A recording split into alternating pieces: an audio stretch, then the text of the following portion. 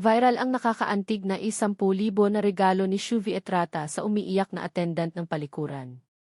Maligayang pagbabalik Star Pulse is a Fam Philippines, ang iyong pangunahing mapagkukunan para sa pinakabago at pinakamainit na balita sa libangan sa bansa. Kung bago ka dito, huwag kalimutang pindutin ang like button, mag-subscribe, at i-ring ang notification bell para updated ka sa mga trending na balita.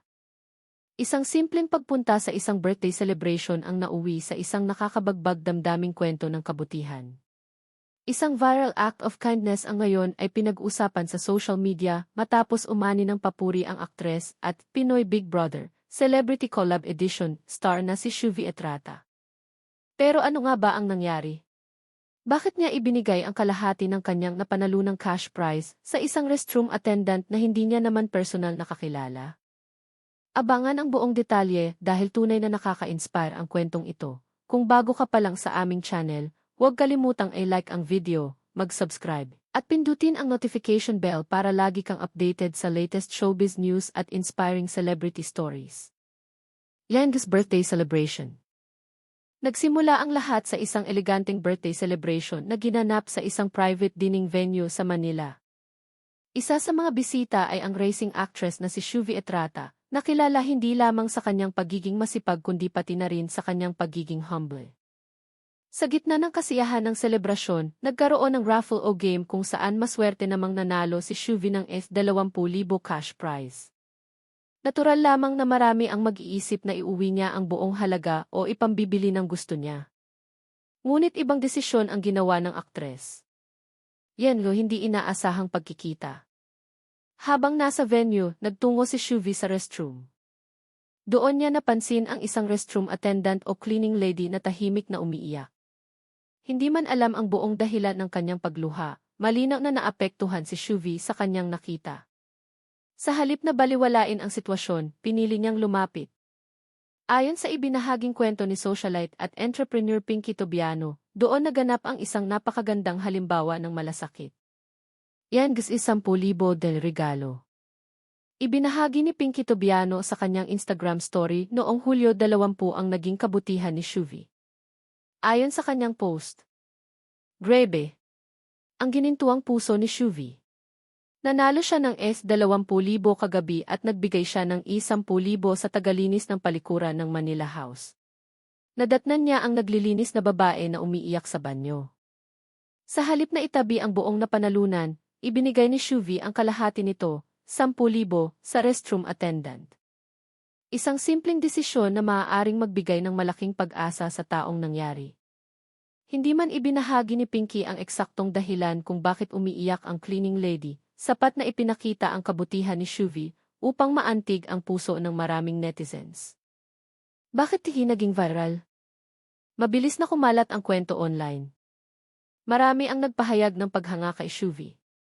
Ayon sa kanilang netizens, hindi lahat ng artista ay may ganitong klaseng puso. Ang mga pinagpalang tao ay nagiging pagpapala sa iba. Small act for her, life-changing for someone else. May ilan ding nagsabing hindi mahalaga kung gaano kalaki ang halaga. Mas mahalaga ang kusang pagtulong sa oras na may nangyari. Sa panahon ngayon kung saan maraming nangyayaring balita ang umiikot, naging refreshing para sa marami ang makakita ng ganitong uri ng kabutihan. Hindi ikidangi unang beses nagpakita Shuvi ng responsibilidad. Hindi na rin bago sa mga tagahanga ni Shuvi ang kanyang pagiging mapagbigay. Matatanda ang ilang linggo lamang ang nakalipas ay ibinahagi niya ang isa pang milestone ng kanilang pamilya. Ikinuwento niya na nakapagtapos na ng kolehiyo ang kanyang nakababatang kapatid na si Shaina. Isa ito sa 8 magkakapatid ni Shuvi. Bilang breadwinner ng kanilang pamilya, malaking bahagi ng kanyang kinikita ang inilalaan niya sa pagpapaaral ng kanyang mga kapatid. Hindi naging madali ang kanyang responsibilidad. Ngunit sa kabila nito, patuloy siyang nagsusumikap upang mabigyan ng magandang kinabukasan ang kanyang pamilya. And usbong ng kanyang karera. Mas nakilala si Shuvi matapos sumali sa Pinoy Big Brother Celebrity Collab Edition, kung saan napansin ng publiko ang kanyang pagiging totoo, masayahin at grounded. Pagkatapos ng reality show, sunod-sunod ang opportunities na dumating sa kanya. Sa kasalukuyan, kabilang siya sa cast ng seryeng The Master Cutter na pinagbibidahan ni Dingdong Dantes. Unti-unti niyang pinapatunayan na hindi lamang siya may talento sa pag-arte, kundi isa rin siyang inspirasyon sa maraming Pilipino. Yang tahimik de kabutihan. Kapansin-pansin din na hanggang ngayon ay wala pang opisyal na pahayag si Shuvi tungkol sa naging viral na kwento. Hindi rin siya nag-post tungkol sa ibinigay niyang tulong. Marami ang nagsasabing ito ang tunay na kahulugan ng pagiging mapagbigay, ang pagtulong ng hindi naghahanap ng kapalit o ng papuri. Kung hindi pa ito ibinahagi ni Pinky Tobiano, maaaring hindi rin malaman ng publiko ang pangyayaring ito. At marahil, iyon mismo ang nagpapakita ng pagiging sincere ng kanyang ginawa. Ang mensahe ng kwento. Minsan, hindi natin alam ang pinagdaraanan ng taong nakakasalamuha natin araw-araw. Maaaring ang simpleng ngiti, pakikinig, o maliit na tulong ay malaking bagay na pala para sa kanila. Ang ginawa ni Shuvi ay paalala na hindi kailangang maging milyonaryo upang makatulong. Ang tunay na sukatan ng kabutihan ay ang kahandaang magbahagi kahit mayroon ding sariling responsibilidad. Sa kanyang ginawa, ipinakita niyang ang compassion ay hindi nasusukat sa estado sa buhay, kundi sa puso ng isang tao. Ano ang masasabi ninyo sa naging kabutihan ni Shuvi Etrata?